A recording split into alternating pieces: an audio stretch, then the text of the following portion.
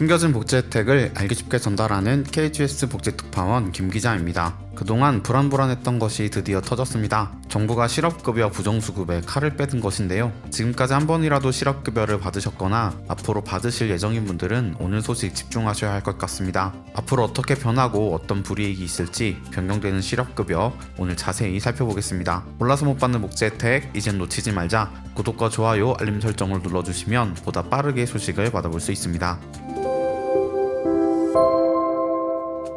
정부가 내년 실업급여 예산을 대대적으로 구조조정을 합니다. 실업급여를 3번 이상 받는 반복수급자를 대상으로 급여를 최대 50% 감액하는 방안이 추진되는데요. 정부는 이런 대대적인 조치로 일부 수급자의 도덕적 해이를 차단하겠다고 밝혔는데요. 현재 실업급여는 나이와 일한 기간에 따라 4에서 9개월 동안 실업 직전 평균 임금의 60% 수준을 지급하고 있습니다. 최소 근무 일수 이상 일하며 고용보험을 납부했다면 횟수 제한 없이 받을 수 있는데요. 고용부에 따르면 실업급여를 5년간 3회 이상 받은 반복수급자는 지난해 11만 명에 이른다고 밝혔습니다. 이들이 작년에 받은 급여만 5천억 원이 넘는다고 하는데요. 정부는 실업급여 하한액이 일하면서 받는 월급보다 높고 횟수 제한 없이 설계된 제도상 허점이 반복수급을 부추겼다고 보고 판단했습니다. 고용노동부에 따르면 지난해 실업급여 지급액은 11조 7,922억 원입니다. 2018년 대비 2배 가까이 급증했습니다. 문재인 정부 때인 2019년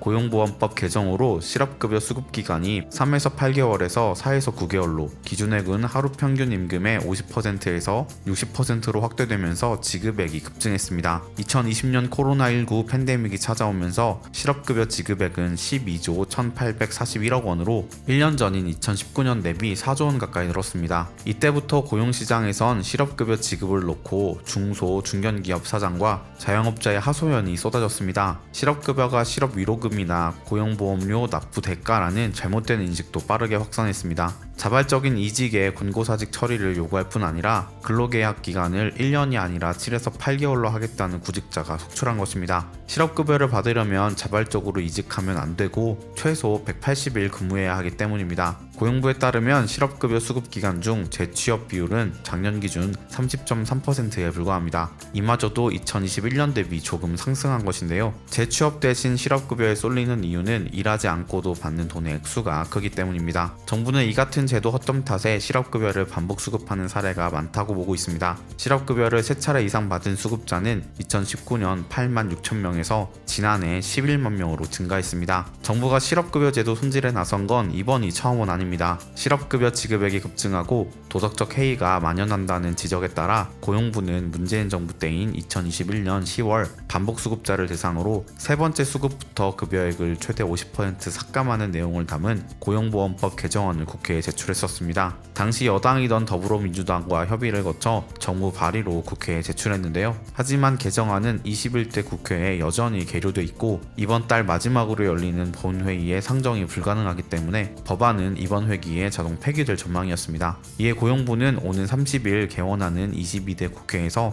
똑같은 내용을 담은 고용보험법 개정안을 다시 제출할 계획인데요. 실업급여 예산에 대한 첫 구조조정에 나서겠다는 것입니다. 실업급여 반복수급에 대한 여러분들의 생각은 어떠신가요? 고용보험을 낸 정당한 대가라고 말씀하시는 분들도 있을 테고 부정수급에 대한 반대의 의견 또한 실업급여로 직원과 다투신 사업자분들도 계실 텐데요. 여러분들의 이야기를 댓글로 남겨주시면 좋겠습니다. 오늘은 앞으로 변경되는 실업급여에 대해서 알아보았습니다. 고용부는 과도한 반복수급을 막는 동시에 기업, 구직자 도약 보장 패키지 등 정부가 추진하는 일자리 사업과 실업급여 수급 구직자의 연계를 강화하는 방안도 이달 말까지 기재부에 제출할 예정이라고 합니다. 일하는 것이 어렵고 먹고 사는 것이 갈수록 힘든 상황에서 고용 관련 정책들이 잘 정비가 되었으면 좋겠습니다.